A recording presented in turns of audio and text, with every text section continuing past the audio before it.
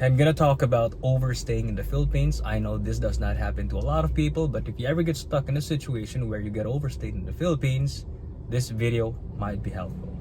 Because I'm gonna tell you how much the penalties are, how to fix it, and what are the things that you need to anticipate once you fix your visa. Hey, I'm Kevin. I used to process Philippine visas, and now I create videos and share them online so I can help expats out there for free. So stick around, grab a cup of coffee, let's get down to business. Okay, I'm gonna break this video down into 6 parts. First one, we're gonna differentiate what type of overstaying are there. Number 2, what is a motion for reconsideration? Number 3, what are the requirements to fix your overstaying visa? Number 4, what are the step-by-step process that you need to follow? Number 5, what are the penalties and costs that you need to anticipate? Number 6, what are the possible results and the actions that you need to take? Different types of overstaying in the Philippines. Number 1, expired tourist visa, less than 6 months.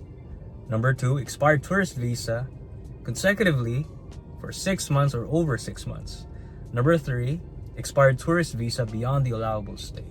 Now I'm going to talk a lot more about number 2 and 3 because number 1 is very easy to fix. It's just like doing a visa extension, but you're paying with penalties. Number 2 and 3, we cannot fix it the way we did the first one.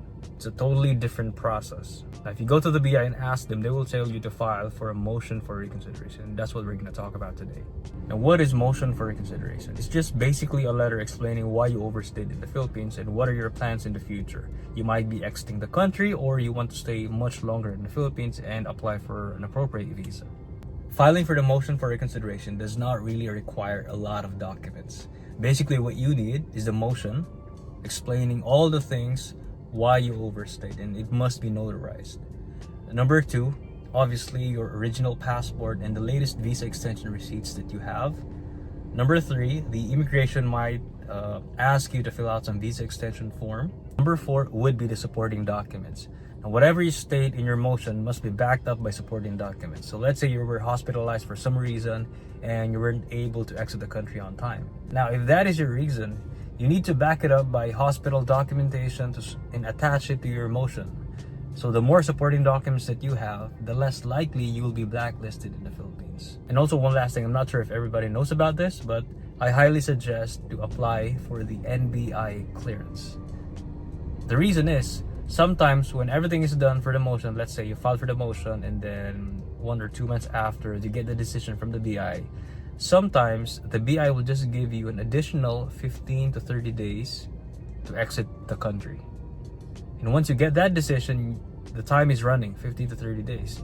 And on that order, the BI might also ask you to get an NBI clearance before you exit the country. The problem is, getting the NBI clearance will take 2 to 3 weeks to be released. Now that is not enough time for you to get the NBI clearance because you're only given 15 to 30 days. So I highly suggest apply for the NBI clearance before you submit your motion to the BI. So while you're waiting for the decision, you will already have your NBI clearance. Now let's talk about the process involved in filing for the motion. Now don't believe anyone who will tell you that when you go to the BI, you will pay this X amount of money up front. No, you will not pay any penalties up front. You might pay the motion fees. Let's say, I think it's 500 or 1,000 peso. Sometimes there's no fee. But you will not pay any penalties up front.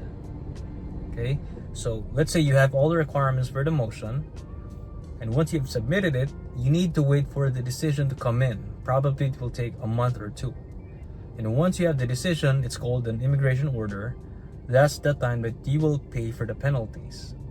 And after you pay the penalties, your visa will then be updated, and then you can exit the country or apply for an appropriate visa. So it's very easy. Got the requirements, file for the motion, wait for the order, and then pay the penalties. The last thing will depend on what your plans are. Let's say if you apply for a visa or you exit the country. Let's talk about the penalties involved. Now when you search online, you will see there it's only 500 a month for the penalties. Now when you overstayed in the Philippines and you need to fix it by filing for a motion, it's a totally different story because there are 2 penalties involved. Number 1 is what they call the IARC. It stands for Immigration Arrears Release Certificate. It's a penalty for those who overstay in the Philippines, and they need to fix it by a motion. It's typically around 15 to 25,000. Then the second penalty would be the late or back fees. Let's say you're beyond the 3-year mark and you overstayed for 2 months. Probably that's gonna cost you around 6,000 to 8,000 because they're gonna charge you with an ACRI card that will cost you around 3,000 already, plus 3,000 plus for the extension and the fees. So probably around 8,000. So in total, you're gonna pay 25,000 plus the 8,000, which is around 33,000. Now let's talk about the results. When filing for a motion, there are 2 results. Number 1 would be the OTL. It stands for order to leave the country. Now sometimes, if they do not find your reason for overstaying unreasonable, they might put you in the blacklist. Now to avoid that, whatever your reason is when filing for a motion, please support your statements with supporting documents. If you're hospitalized, put there hospital documents there just to prove why you overstay, because they have the power to put you in the blacklist, so avoid that stuff. Number 2 would be you will be advised to secure an appropriate visa in the Philippines. So let's say you mentioned in your motion that you're married to a Filipino citizen and you are planning to secure a 13A, you're no longer going to stay as a tourist. You might have a chance that they will give you an extra amount of months to secure an appropriate visa. They will not give you another 3 years. The maximum that they can give you is around 4 months. So you need to use that time to secure an appropriate visa, which is the 13A, if that's the case. Now, filing for the motion for reconsideration is a case-to-case basis, and everything will depend on the PI.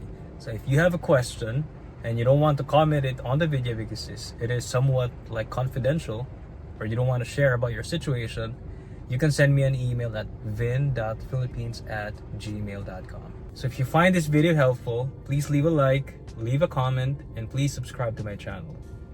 So if you want me to do any other visas in the Philippines, let me know in the comment section. And until then, see you in the next video.